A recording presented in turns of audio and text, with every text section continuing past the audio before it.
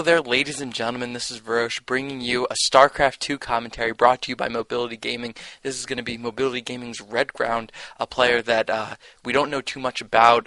He's got no Team Liquid Pro Gamer database page, which means he's never participated in any of the big tournaments. He's yet to go to an MLG or to get deep enough in any of the other major tournaments to be notable yet, but he could be just on the verge of being great. And in this game, he's going up against Liquid Tyler, who you probably know as Noni, and I believe this came from a Clan Wars game. So if Noni was the standing player, this is a really good map, Backwater Gulch, to send out a Terran versus a Protoss on, because there's a very high likelihood, 2 out of 3, that you will spawn in close positions, and in that case, that puts the Terran at a huge advantage, because it's a very, very tiny, or I'm sorry, from here, the exit to, let's say, the adjacent entrance here, that is just a tiny little jog even. Unfortunate for Redground that he got spawned on cross-map positions, which only has a 1 in 3 chance of happening, because it's a lot harder to get over to Noni's base to do an early pressure build. And for Protoss, obviously, it doesn't matter that much. There's Colossus walk time, but you can just put a pylon pretty much anywhere on the map, like around here is the most popular place. And yeah, rush distances just really don't make a difference for Protoss because of the unique mechanic of the warp gate.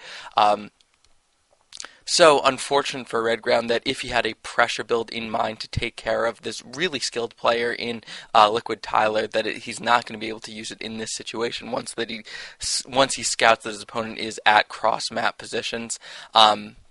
So Tyler, aka Noni, is an extremely good player that I think we need to talk about just how good he is in StarCraft Brood War. He was one of the greatest non-Korean Brood War players of all time, and he went to Korea for just a couple of months and participated in the Courage tournament to try to become a professional gamer with a pro gaming KESPA license, and he came so close, just a single round away from being an official pro gamer, and that's as close as anyone's come in 5 years.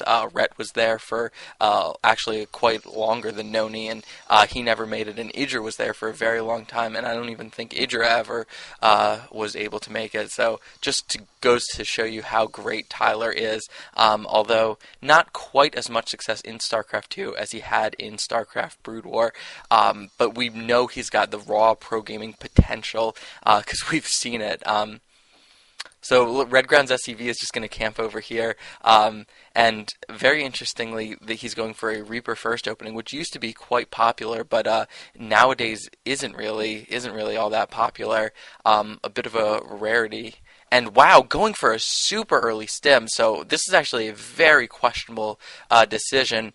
I don't mean to overreact to this because I'm sure in the long run it's probably not going to make the difference, but 100 gas there is going to delay his factory for quite a while. And if you're going to go for a pressure build, which is what you'd think fast stim, getting stim at 430, you'd think that'd be a really fast pressure build, but that really doesn't equate with getting a Reaper, because a Reaper is more of a scouting / harassment, and just misses the opportunity to pick off that probe. It's really a scouting / harassment unit that doesn't have much potential to do that much damage that a Marauder or even a couple of Marines would be much preferable in terms of if you're actually going to try to do a push. So I mean, I think my prediction is Stim's going to finish, and it's going to be able to do absolutely nothing. And wow, we're seeing a very early Stargate from Tyler, so we're probably going to see the MC style Phoenixes versus Terran.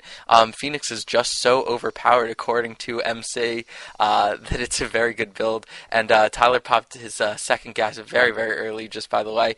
So he's been mining that for a while. So he's actually just got a couple of sentries, as well as being able to chrono boost these Phoenixes. And Phoenixes build so fast. If you're chrono boosting, 1 chrono boost per Phoenix, and they finish in 25 StarCraft 2 seconds each, which is just insane.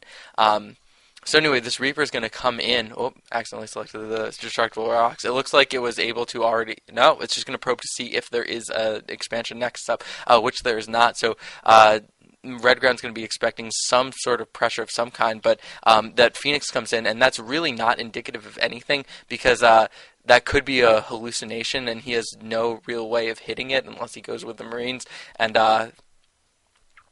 it's very hard to see. Marines will do double damage to a hallucinated Phoenix, so you can try to tell by that. But really, if it takes a shot and that the shot does damage, that's the best way to tell. But once these two Phoenixes come in from Tyler, Redground's going to be a little bit more aware of that of this fact, and Redground's going to be grabbing this natural expansion Nexus, and the potential for Noni to do something, or for Tyler, I should be calling him Tyler. The potential for Tyler to do something oh, wow, it looks like he's expanded for 2 more gateways for a total of 4, and going to get the Forge, so some early upgrades. So he's probably going to do a little bit of pressure and then expand off of that. We'll see pretty soon. He's got huge map control, though. Redground, if you just look at his vision, he's just got this one Xel'Naga watchtower. Now that that's gone, he's completely dark on the map with the exception of this Reaper. Whereas if you look at Noni's vision, just look at the mini-map. He's been patrolling around for so long. Going to pick off that Reaper, so Redground's completely pinned in his base, but I keep doing this. Tyler's got this entire arc just all the way. He controls all the space outside the natural expansion just with these very mobile Phoenixes. But he's going to go into the bunker, which is not a good decision. And this little group of Phoenixes took a little bit of damage there. Actually, only shield damage, but bad there. Flying back in, and the same Phoenix in front, taking 60 damage onto its hull. So this is going to make it a little bit less effective in the future. And we see just mass Raxes for Redground. He's done no tech, and yeah, as I predicted, the stim pack he actually hasn't used a stim yet in this game, and that's been completed for about 2 minutes.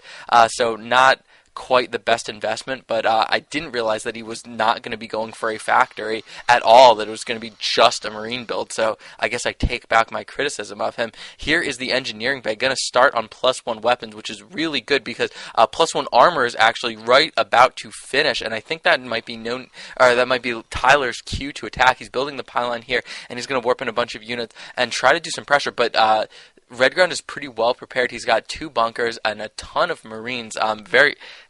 Even before he began seeing the Phoenixes, he was already had quite a force of Marines. And I'm not actually sure that this attack is going to be able to do that much, considering all the money that's been spent on Phoenixes. It's really not that much money for the Stargate investment in the Phoenixes, but they're not going to be so effective in this attack, and that Redground isn't teching at all. Like if he was getting a reactor on his starport, like the factory in the starport and the reactor are a lot of things that wouldn't be used for actually building troops, but Redground has all his money in troops, and this is the force fields go down, but I don't think they're very good force fields. They don't actually block they don't block one of the bunkers from being repaired, and you can't trap in the entire army of the Terran. That doesn't do anything. You have to try to cut it in half, not trap the entire army in. And it looks like this attack is going to be relatively close. Good job sniping all of the sentries, so the Guardian Shields can't go down. Guardian Shields being so effective against Marines, especially with that +1 armor that has completed. Zealots actually under a Guardian Shield only get dealt, Zealots and Stalkers to their hull only get dealt 2 damage if they have the Guardian Shield and the +1 armor, and the Marines, the +1 about to finish but has not finished. And I think +1 finishing might be a good cue to go counterattack, because Tyler got completely squashed in that attack, and meanwhile Tyler's making a robotics facility, so complete and jarring tech switch that actually might, well, not complete and jarring, but a tech switch that he might get caught in. This could actually be bad for him, and he could just hold position and pick off that Phoenix.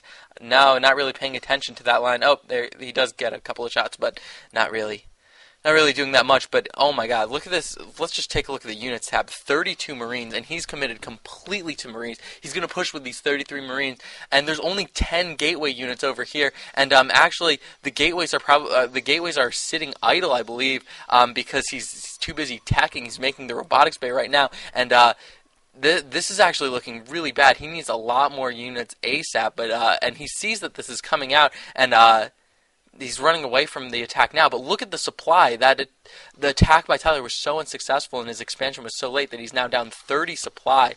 So here come the Marines.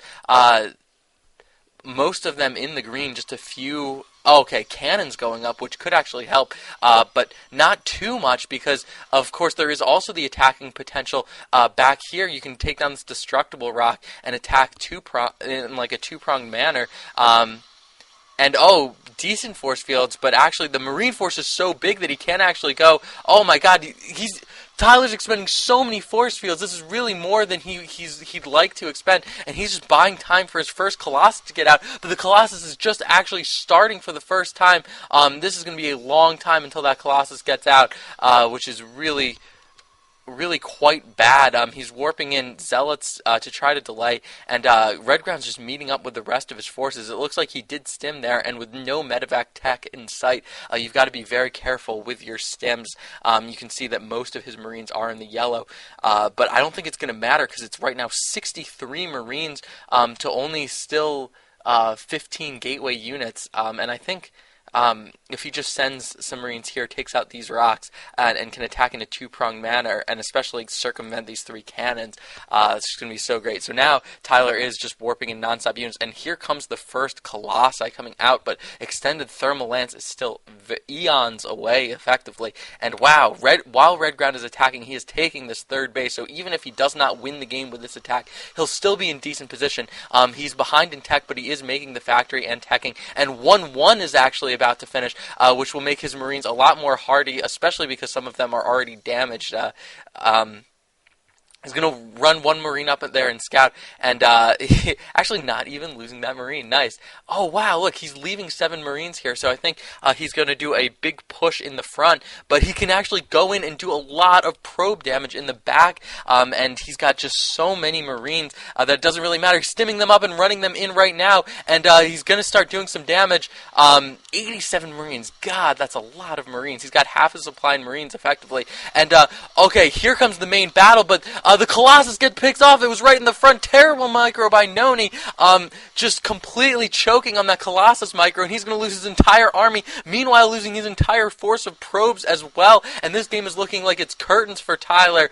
There's really nothing he can do right now. He's got nothing going for him. And Tyler complaining a little bit about lag. It looks like the situation is Tyler received some lag, whereas Redground was completely fine. And that could explain why that Colossus micro was just so terribly awful, because I have to say Noni is one of the best micro players of all time.